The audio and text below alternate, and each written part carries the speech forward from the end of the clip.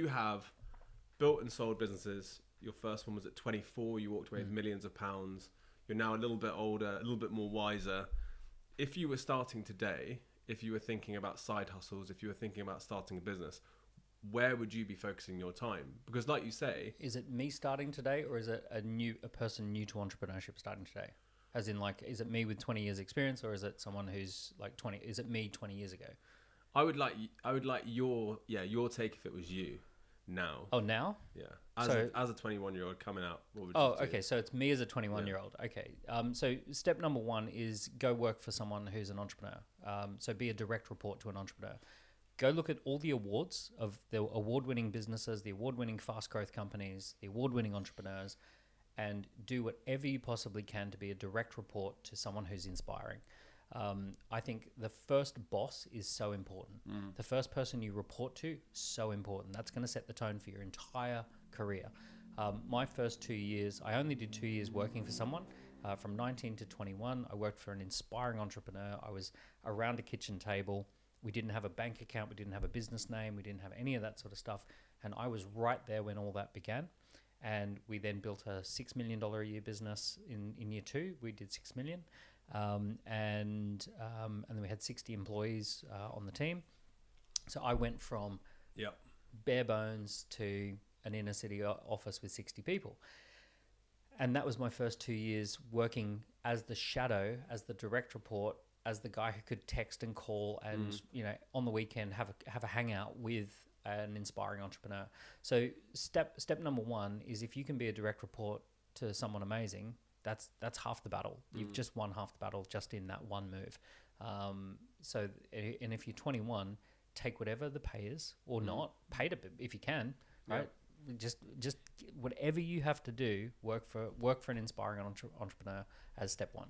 Which is an interesting point, right? Because there's quite a kickback against unpaid internships. There's quite a kickback against, I should be paid what I'm worth on day one. Whereas like I prescribe to the view that you're saying, which is that early stage of your career, you want to learn as much as physically possible, as fast as possible, and shortcut years by listening to someone who knows. I was going to say the same thing, by the way. I was so lucky that I was able, I lived at my parents. I got paid 12 grand a year. That wasn't even legal, but I did not care.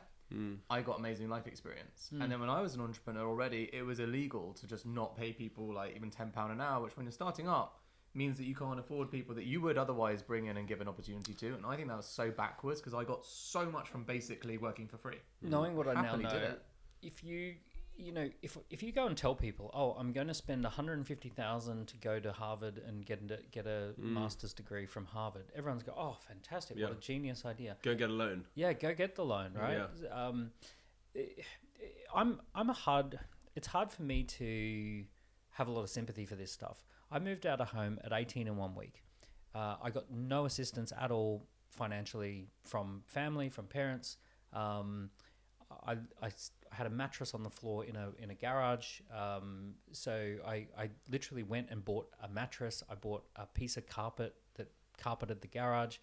I worked, on the weekends I was door knocking, setting appointments. I was delivering pizzas 5 nights a week. I was working in a bar at a wedding venue, Friday night, Saturday night. I worked and worked. And I was on minimum wage for all of it. And I still found a way to figure out how to get into that environment and to go work for John. So it's very hard for me to go, oh, but it's hard and all this sort of stuff. Yeah, it was absolutely, but that's what winning the prize is worth it. Like, that's what you got to do. It's funny because my first business that was a great success was a media company, but the first thing we did was build websites. But which is common for a lot of people these days, whereas at the beginning, I actually worked in the overnight library of my university, which paid, it was like 12 or 13 quid an hour, and you had to be there from like 7 p.m. through to like 8 a.m. in the morning. Wow. And it was the dream job because I got to work on my stuff, but I was paid. And so with that money, I used that money to hire like graphic designers and so forth. And I offered people, celebrities, free websites. And so by offering free websites, I undercut everyone, and everyone was like, you shouldn't underprice yourself and whatever. But within a year, I'd done websites for like half Yeah. the Made in Chelsea cast. You should do whatever works. Yeah. Do whatever gets through. Kick the door off the damn hinges. I must have read your book at the time. Yeah. But, you know, this whole idea of you should do this or you shouldn't do this. No, just do it. Especially if you're young and you've got no kids, you've got no overheads, you know, you can live cheap. I mean, these days, go to Dubai and don't pay tax, right? Go there, come home with 100 grand that you haven't had to pay tax on, and then start with 100 grand in the bank. You're not going to get 100 grand in this country.